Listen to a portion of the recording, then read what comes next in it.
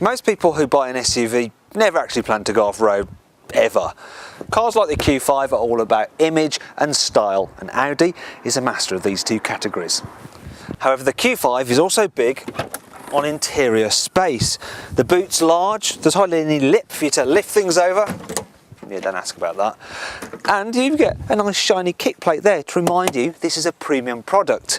To fold down the rear seats, there's no faffing about, you just pull these levers here. Now I know you think they don't lie very flat, bear with me. All you have to do is push them down and they lock securely in place with a satisfying Germanic click. You're left with a pretty much flat low bay. Now if I put them back, I'll show you what life's like for rear passengers. Well, as you can see, knee room's impressive and headroom's pretty good too. You can even recline the seats slightly, and you can get an option to slide them forwards or backwards, although whoever specified this car didn't actually fit that, so I can't show you. What I can show you is how, although there's a big transmission tunnel, because there's a little cutaway there, if you get the middle seat, there is still somewhere to put your feet. There's plenty of practicality here in the front of the Q5 as well. The side door bins are massive, they can easily hold big bottles. There's a couple of accommodating cup holders down here too. The centre cubby, that's a reasonable size, but it's got one of these weird mobile phone holders for a phone that, well, I've never seen before in my life. And the glove box, that's quite big too. The interior design of the Q5 is very sophisticated and all the dials are nice and easy to read. All the controls are logically laid out and you can operate most of the car's functions using this useful control swivel wheel. You can just dial through different menus and bring up the functions that you want. It's dead simple to use.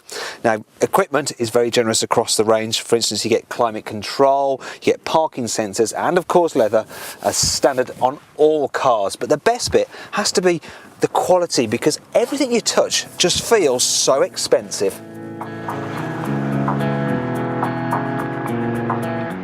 The Q5 is available with Audi's great range of engines, and the 2-litre diesel is perhaps the best bet. If you go for the 170 horsepower version, it can do 0 to 60 in under 10 seconds, yet thanks to stop-start technology can return up to 45 miles per gallon, which is pretty impressive in an SUV such as this.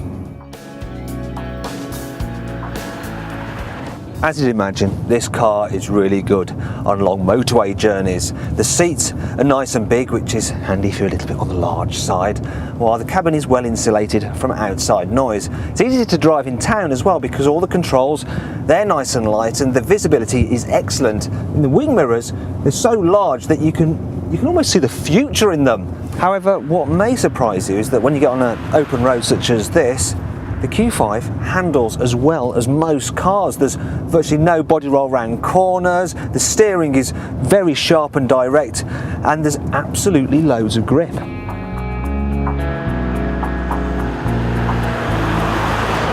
Sadly though, there is a trade-off for the sporty driving dynamics. Now you might have noticed that the picture has been a little bit shaky at times. Well, you can't blame the camera operator for that.